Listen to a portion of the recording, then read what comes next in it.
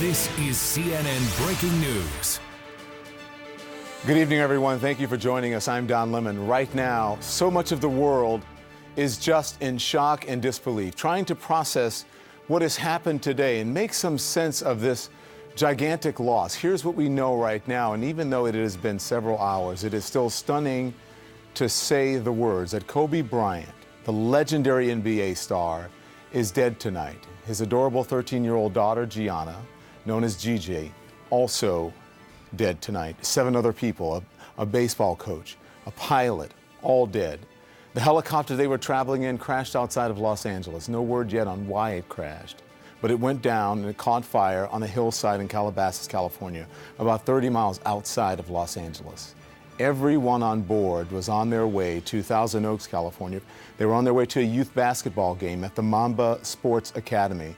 That is a training center opened by Kobe Bryant for young athletes. It opened just a year ago.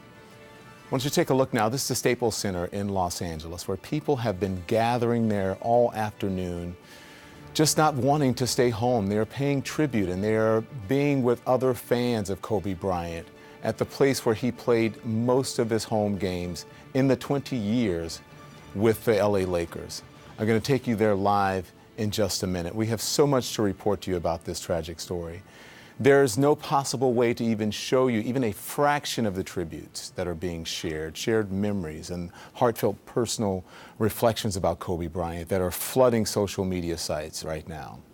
We have heard from Michael Jordan, we've heard from Kareem Abdul-Jabbar, we've heard from Magic Johnson, we've heard from the former President Barack Obama, and a universe of people whose names you have never heard of, whose lives were touched, whose aspirations were boosted, who are in mourning tonight because an inspirational athlete, an entrepreneur, a philanthropist, and a family man is dead at just 41 years old, talking about Kobe Bryant. And we have new information now about the weather at the time of this crash. I want to get straight to Calabasas, California now, and CNN's Nick Watt. Nick, hello to you. You have been covering this story now. You're at the scene, and please tell us what officials are saying about the conditions there.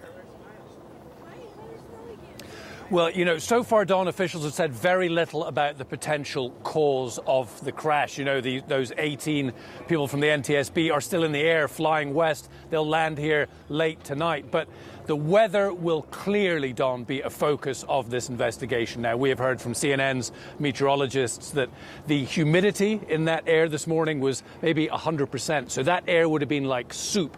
There was this marine layer that we often see in the mornings here in Southern California, plus a storm front moving through. So visibility was bad. You know, I spoke to a friend of mine who's a pilot who was planning to fly today and did not fly because of the weather. But Don, so far, absolutely nothing official from anybody official as to what the cause might be. I imagine we'll hear from the NTSB sometime tomorrow. Now, people around here, they report a thick fog this morning. They also report hearing a loud crash as that helicopter hit that hillside. And, you know, a fire broke out.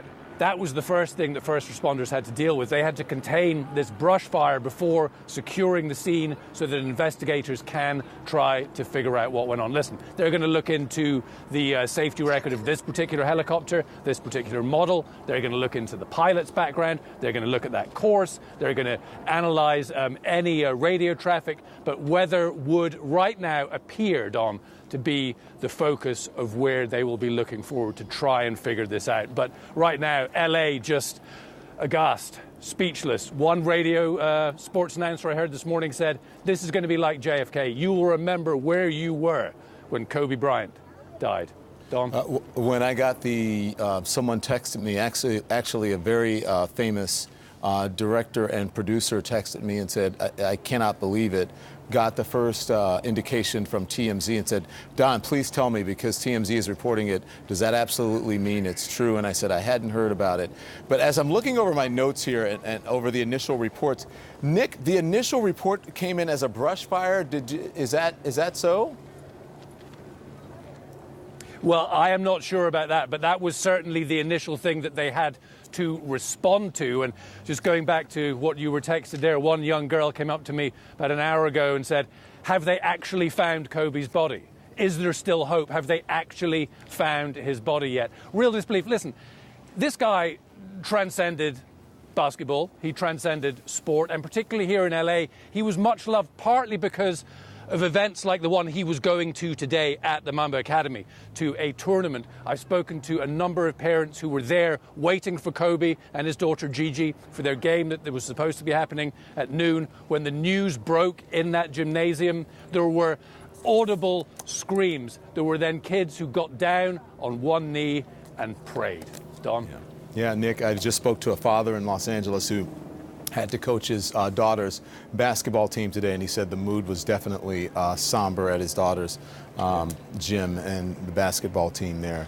Nick Watt joining us from Calabasas, California. Nick, we will get back to you, and if you get more information, let us know. Thank you, Nick Watt.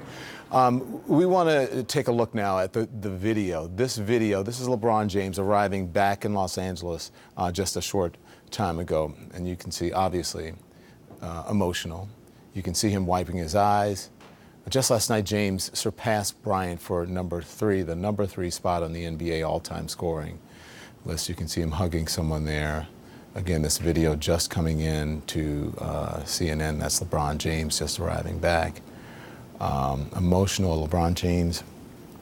The last tweet that he gave last night, actually congratulations to James.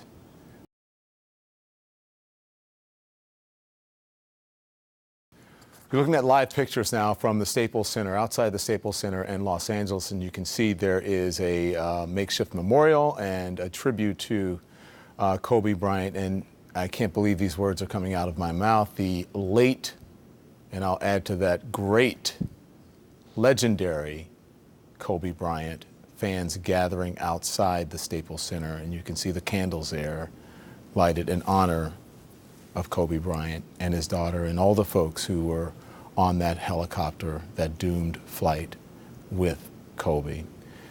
And that's where we'll find CNN's Paul Verkaman there. He joins us now. What are you hearing from those fans, Paul?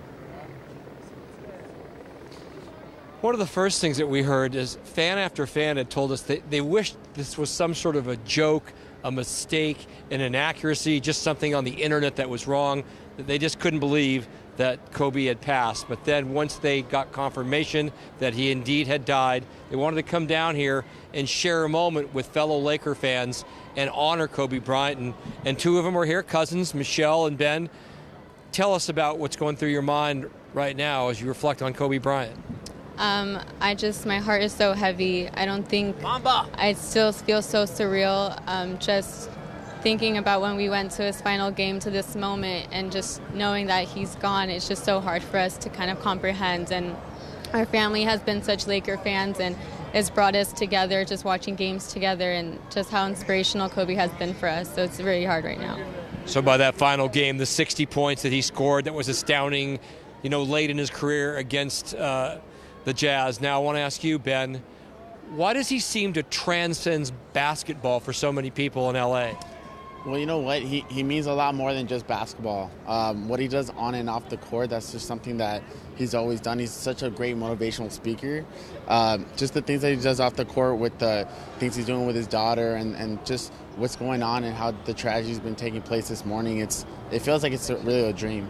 It feels like it's like a nightmare that's been taking place here.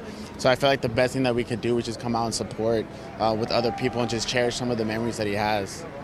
Well said. I thank both of you for taking time out. That's the feeling down here. They're absolutely shocked, and Don, they are completely heartbroken over the loss of Kobe Bryant. Back to you. Paul Verkaman. Paul, thank you very much.